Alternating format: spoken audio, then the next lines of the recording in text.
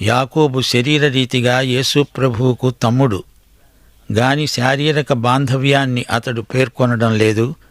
నేను ప్రభువైన యేసుక్రీస్తు దాసుణ్ణి అంటున్నాడు. నేను దేవుని దాసుణ్ణి అంటూ తనను తాను పరిచయం చేసుకుంటున్నాడు. తాను యేసుక్రీస్తు యొక్క దాసుడు, సేవకుడు, బానిస. యూదా, బెన్యమీను గోత్రాలు కాదు, మొత్తం 12 గోత్రాల వారు అన్యదేశాలలో చెదరిపోయి ఉన్నారు. చెదరిపోయిన యూదులకు, ఇశ్రాయేలీయులకు రాసిన ఉత్తరమిది. యూదులు ఒక జాతిగా బబులోను, సిరియా, ఈజిప్టు మొదలైన అన్యదేశాలలోకి చెదరిపోయారు. ఆ తరువాత రోమా సామ్రాజ్యంలో కూడా చెదరిపోయారు. పెంతెకొస్తు ఈ జాతుల నుండి యెరూషలేములో అందరూ సమకూడారు. ఈ ఉత్తరం యూదులను, విశేషించి పాలస్తీనా సరిహద్దులు దాటి ఆయా ప్రదేశాలలో చెదరిపోయి ఉన్న యూదులను ఉద్దేశించి రాయబడింది. నా సహోదరులారా, మీ విశ్వాసమునకు కలిగే పరీక్ష ఓర్పును పుట్టిస్తుందని ఎరిగి మీరు నానావిధములైన శోధనల్లో పడినప్పుడు అది మహానందమని ఎంచుకొనండి. మీరు సంపూర్ణులు, అనూనాంగులు, ఏ విషయములోనైనా కొదువలేని వారు అయి ఉండునట్లు ఓర్పు తన క్రియను కొనసాగనివ్వండి. నా సహోదరులారా అని సంబోధిస్తున్నాడు. ఈ పత్రికలో సహోదరులారా అని తన వారిని 15 సార్లు పిలిచాడు రచయిత. మహానందం అనుభవించండి. శోధనలు నానా విధాలు, వాటిలో ఆనందించండి. ఈ శోధనలు బాహిరమైనవి. మీరు శోధనల మధ్య ఉన్నప్పుడు కంగారు పడకండి, అది మీకు మహానందం.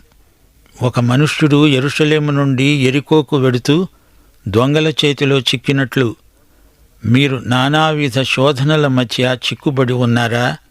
అది మహానందం. ఇది విశ్వాస పరీక్ష. దానివల్ల మీకు ఓర్పు అలవడుతుంది. పరీక్షల వల్ల మనం దీర్ఘశాంతం నేర్చుకోవాలని దేవుని ఉద్దేశ్యం. ఈ ఓర్పు తన క్రియను కొనసాగించనీయండి. ఈ ప్రక్రియకు అడ్డు తగలకండి. మీరు ఈ విధంగా సంపూర్ణులవుతారు, సంపూర్ణత దిశలో సాగిపోతారు. మీరు సంపూర్ణతకు ఎదుగుతారు. పసిపిల్లలు ఎదుగుతూ ఉండాలి గదా. అనూనాంగులవుతారు. అన్ని అవయవాలలో సమానమైన ఎదుగుదల ఉంటుంది. ఎదుగు బొదుగు లేకుండా ఉండకూడదు. మీరు ఏ విషయములోనూ కొదువలేని వారై ఉండాలంటే ఓర్పును ఆర్పకండి. ఓర్పులో నిట్టూర్పులు విడువకండి. అది మహానందమని ఎంచుకొనండి. 5వ వచనం, మీలో ఎవనికైనా జ్ఞానము కొదువగా ఉన్న ఎడల అతడు దేవుణ్ణి అడగాలి, అప్పుడది అతనికి అనుగ్రహించబడుతుంది. ఆయన ఎవరినీ గద్దింపక అందరికీ ధారాళముగా దయచేసేవాడు. సంపూర్ణత రావాలంటే జ్ఞానం ఉండాలి. ఇది దేవుడిచ్చే జ్ఞానం. దేవుణ్ణి అడిగితే జ్ఞానం దొరుకుతుంది. ఆయన ఇస్తాడు.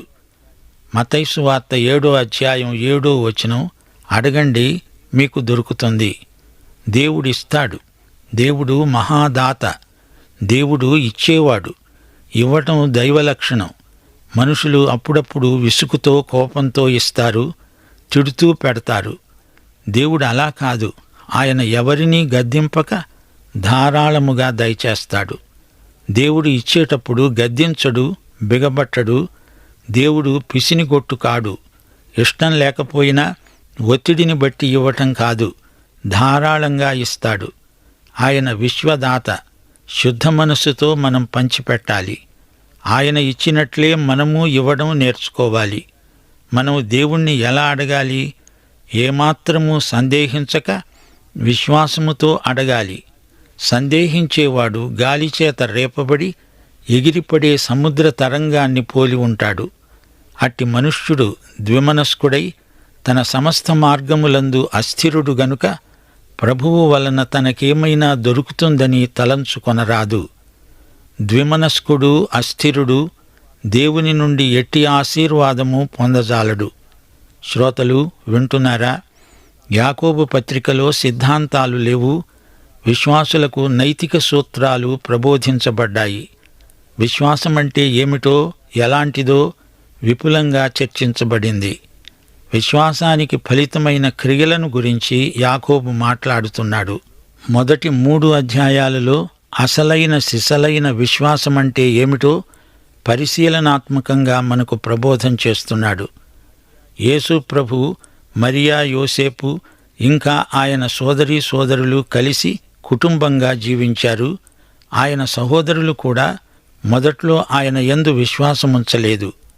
అయితే యాకోబు యేసుక్రీస్తు యొక్క దాసుడయ్యాడు. ప్రభు అయిన యేసుక్రీస్తుకు దాసుణ్ణి అన్నాడంటే అతని అంకిత భావం గుర్తించదగింది. యేసు ఆయన మానవ నామధేయం. ఆయన క్రీస్తు, మెస్సీయా, అభిషిక్తుడు, ఆయన రక్షకుడు, మన కోసం ప్రాణం పెట్టినవాడు, రక్తం కార్చినవాడు. ఆయన తన ప్రజలను పాపముల నుండి రక్షించే యేసు. ఆదిమ సంఘంలో ప్రథమ విశ్వాసులు 100% యూదులే. ఆ తరువాత క్రైస్తవ విశ్వాసం అన్య ప్రాంతాలలోకి ప్రసరించింది.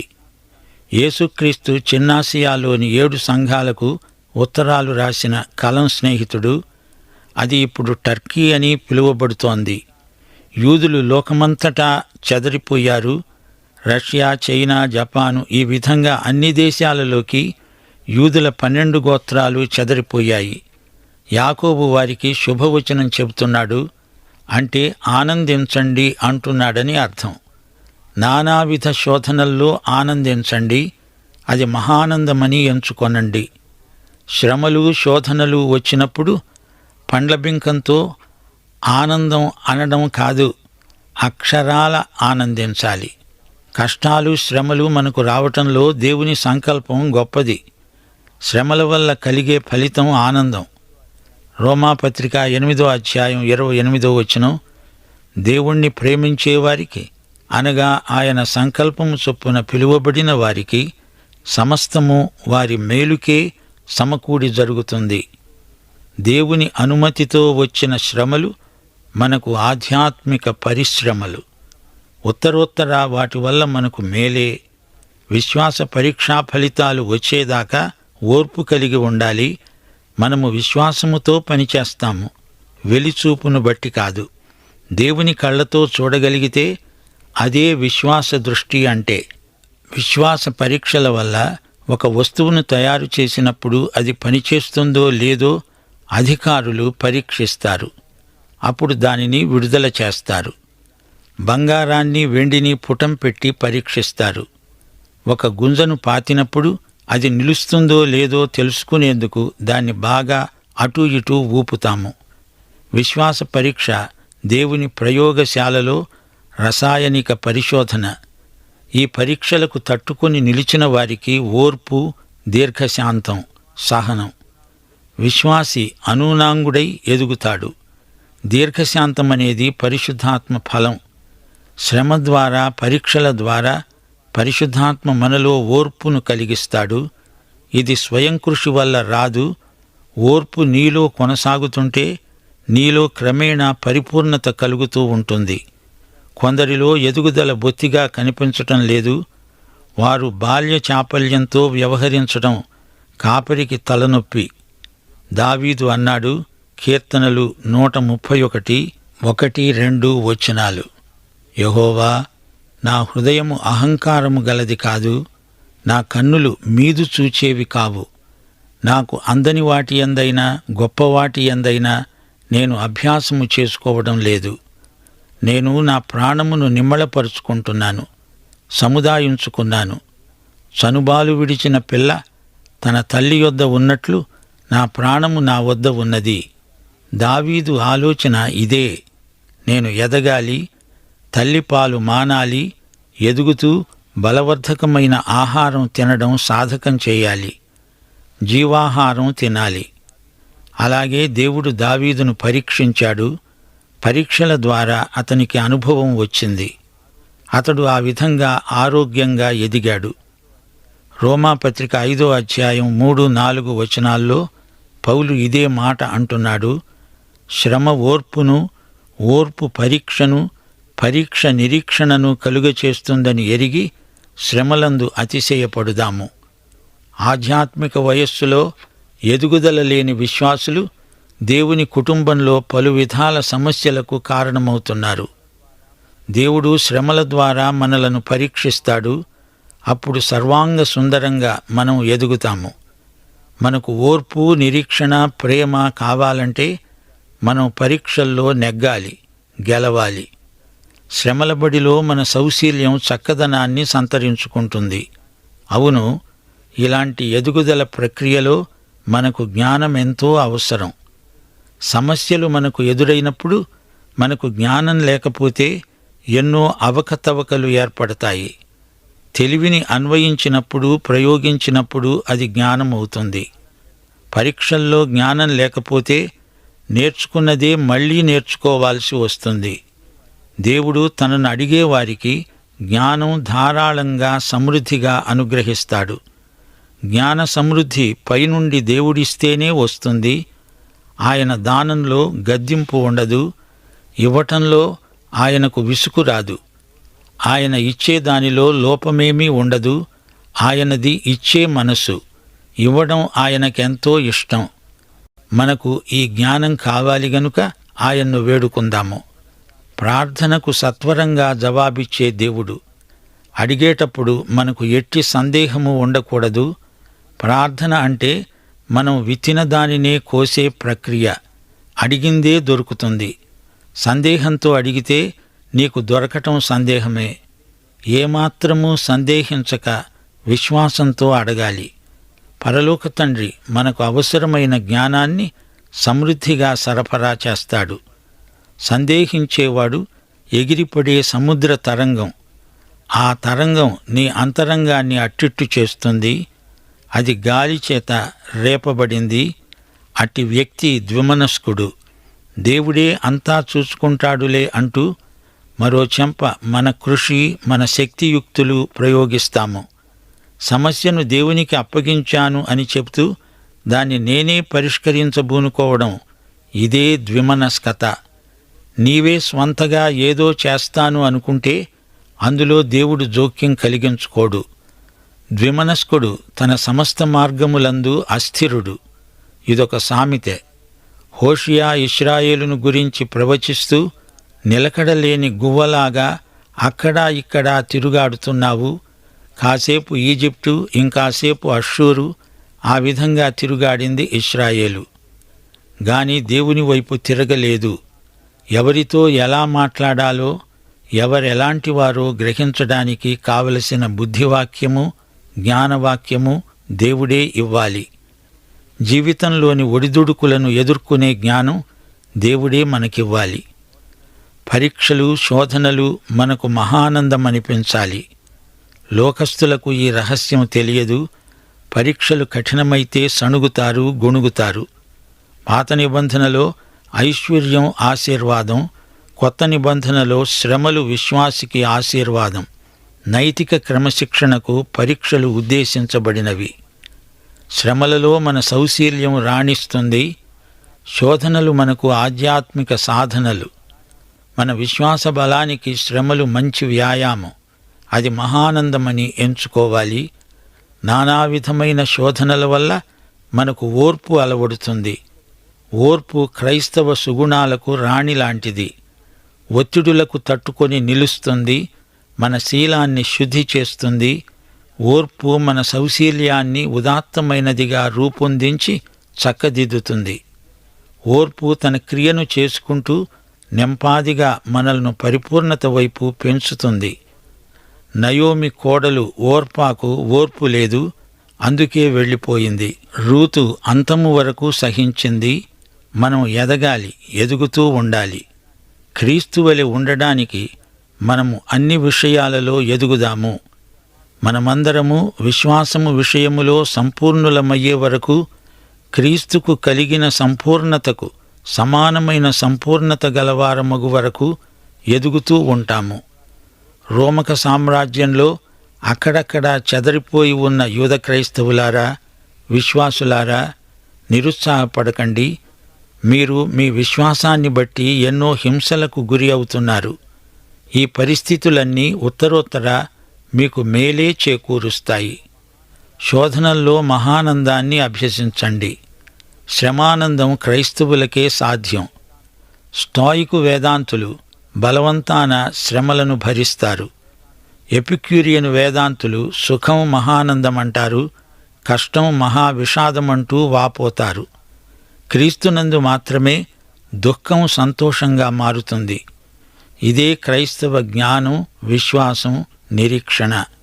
దేవుడు మన తండ్రి. తన బిడ్డలపై ఆయనకెంతో జాలి. దేవుడు మన క్షేమాన్ని, భద్రతను గురించే చింతిస్తాడు.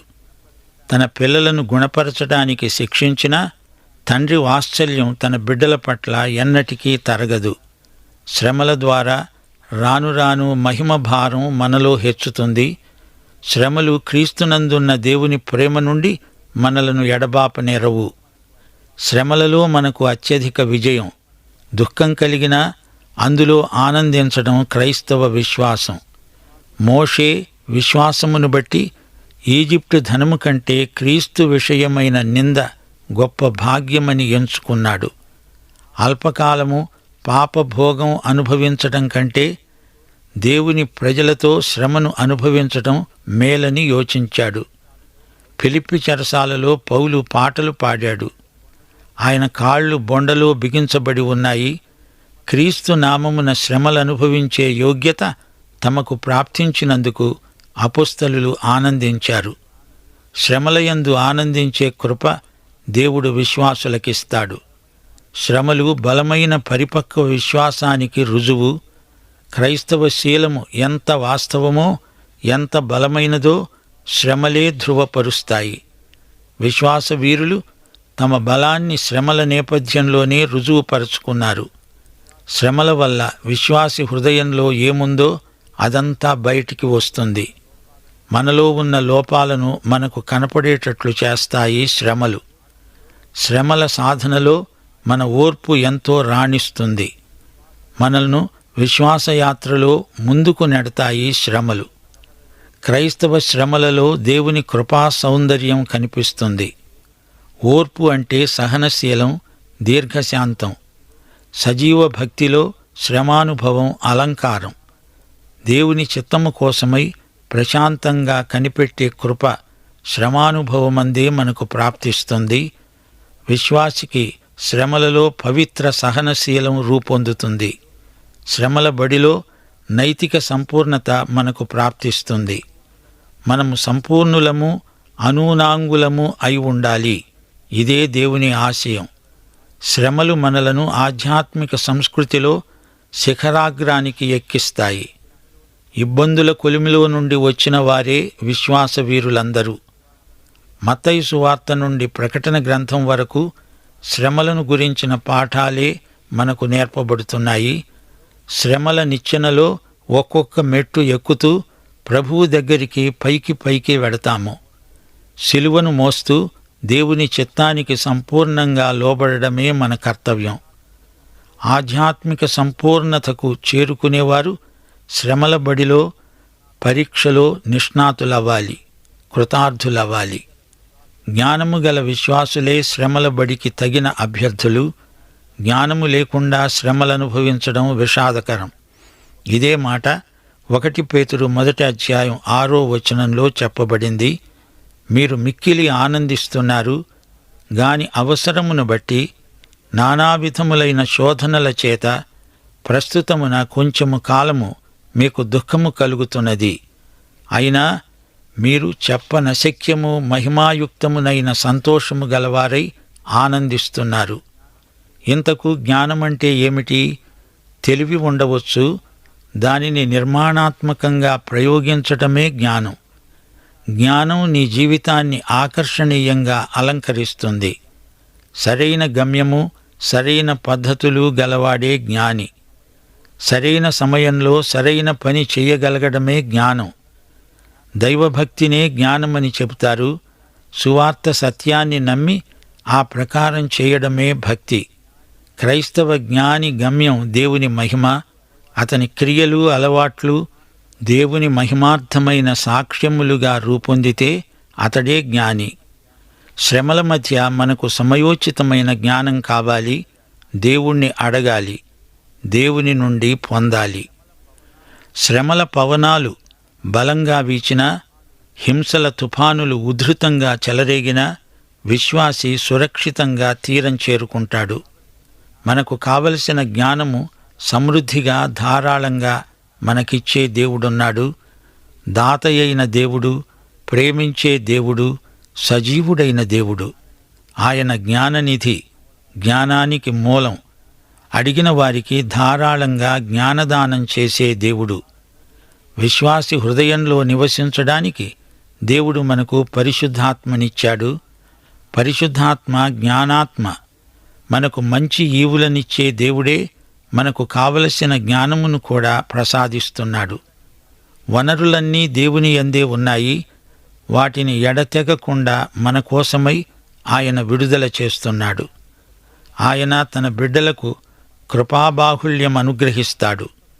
తన సొంత కుమారుణ్ణి అనుగ్రహించడానికి వెనుకతీయక మన అందరి కొరకు ఆయనను అప్పగించినవాడు ఆయనతో పాటు సమస్తమును మనకు ఎందుకు అనుగ్రహించడు? ఆయన శ్రమల కాలంలో తప్పక మనకు జ్ఞానం అనుగ్రహిస్తాడు. పరిశుద్ధమైన సహనముతో పాటు ఆధ్యాత్మిక ఆనందం కూడా మనం అనుభవిస్తాము. గద్దించక మనకు ధారాళంగా దేవుడు దయచేస్తాడు. సమృద్ధిగా మనకు ఇచ్చే దేవుని శీలం అలాంటిది. ఆయన దానశీలం ఎంతో ఉన్నతమైనది. అడిగితే చాలు ఇస్తాడు. దేవుడు మాత్రమే ఇవ్వగలడు. విశ్వాసులు మాత్రమే దానిని అడిగి పుచ్చుకోగలరు. ఆయన సజీవ దేవుడు. ఆయన మనకెంతో సమీపముగా ఉన్నాడు. ప్రార్థనకు వెంటనే జవాబిచ్చే దేవుడు. పాఠం ఇంతటితో సమాప్తం. దైవాశీస్సులు.